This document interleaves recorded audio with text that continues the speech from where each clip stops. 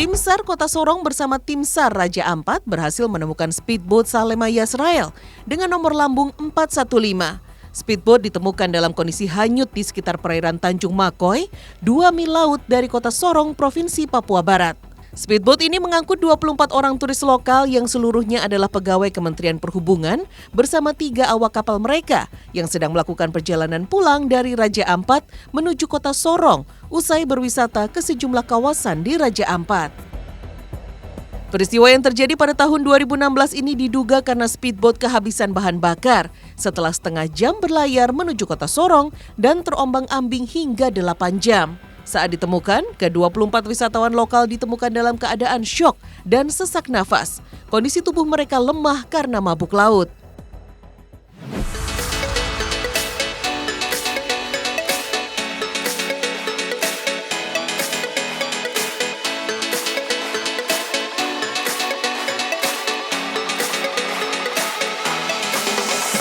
Alangkah baiknya sebelum menggunakan speedboat dicek dulu ya kondisi dan kelengkapan yang ada di atas kapal. Apabila cuaca sedang tidak mendukung, sebaiknya tidak melanjutkan perjalanan.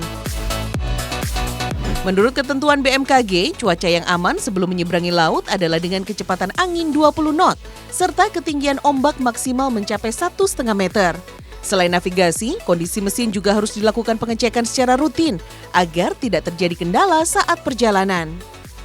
Baik, setelah kita cek filter, maka kita akan cek di bagian engine-nya, terutama di bagian lower unit. Apakah di propeller tersebut terdapat tali tambang atau tali pancing?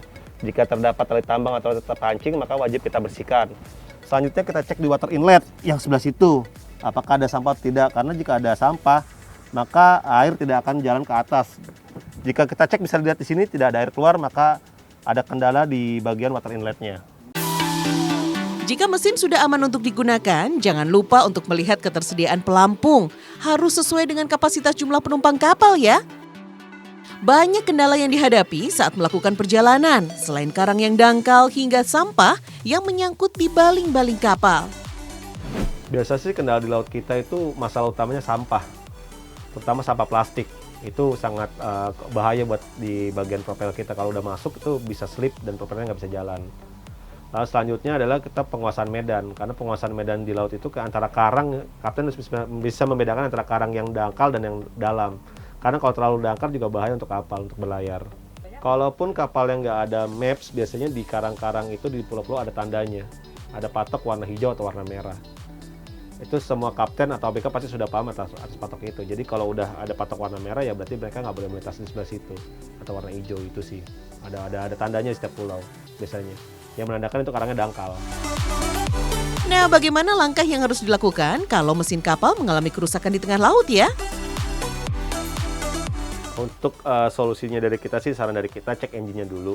Apakah di engine-nya itu ada masalah apa enggak, terutama di bagian propeller. Apakah propellernya ada tali atau ada kayu atau benda-benda lainnya, terutama sampah.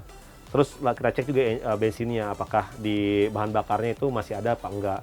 Selanjutnya kita cek di elektrikalnya, apakah ada kabel yang putus atau enggak.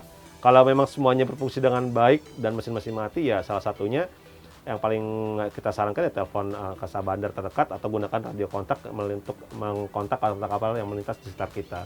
Kalau semua ABK mungkin dibekali untuk perbaikan yang simpel ya. Kalau untuk sampai detail engine-nya mungkin nggak sampai sejauh sana karena ada mekanik yang lebih kompeten.